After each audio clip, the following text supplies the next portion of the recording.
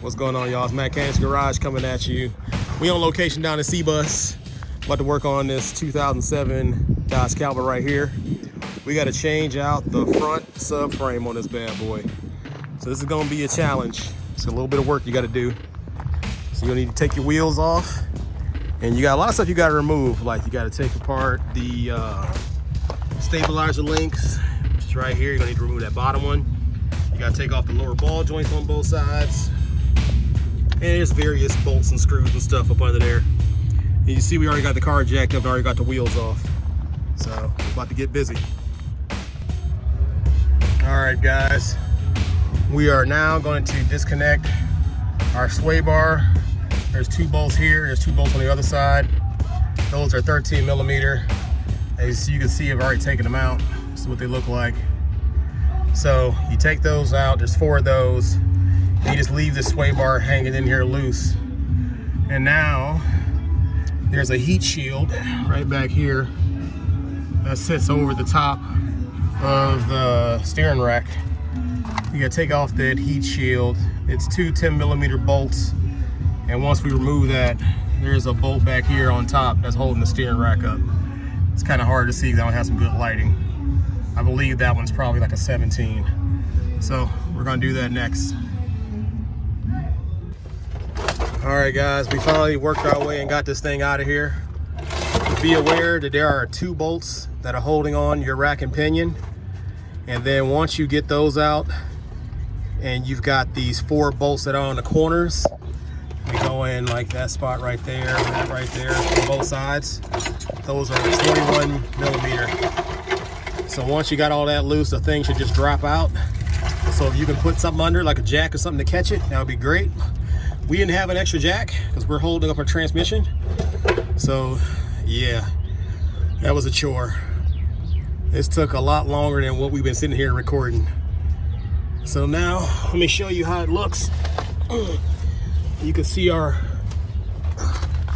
broken down subframe that we pulled out here. This is our pieces here. As you can see where the split was.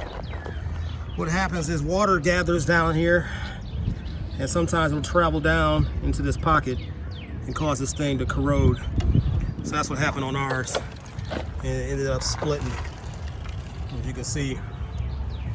So now, last thing we got to do here is transfer our control arms from the old one over to the new one, and then we can start putting this thing back in the car.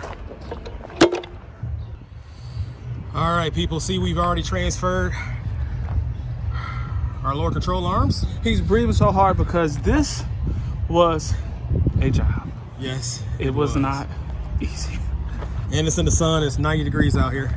So here's our old one. After we took it apart, it just crumbled. So yeah, it was definitely time. So now we're going to slide it back under the car and try our hands at reassembly. Hopefully it doesn't take another 3.5 hours. This is how long we've been working on this. All right, guys. We are finally done. We got all the bolts back in. As you can see, the new subframe is in. Make sure you torque all your bolts down. I'll try to find the specs for you and put them here in the video. For more detail on how this went together, if you go follow Redneck Rickham, he did a very thorough job of how to do this. So I kind of took some tips from him just to make this astounding video for you. So yeah, if you want to tackle this yourself, you can do it. I suggest you have somebody help you because it's not easy. This video is probably about 15 minutes long. It probably took us about 6 hours to actually do this. I think Redneck Rickham took him about 3.5, 4 hours. But yeah, we had some challenges with some of the bolts acting up. So yeah, we about to put this back together and put these wheels back on. Take it for a test drive. All right, guys, that's it for the day. We're hot. You see, we're dirty. We're tired. Ready to go get something to drink, something to eat, take a shower, and take a nap. So follow us on Instagram at The Mechanics Garage. spelled MACHANIX Garage. And we'll see you on the next one.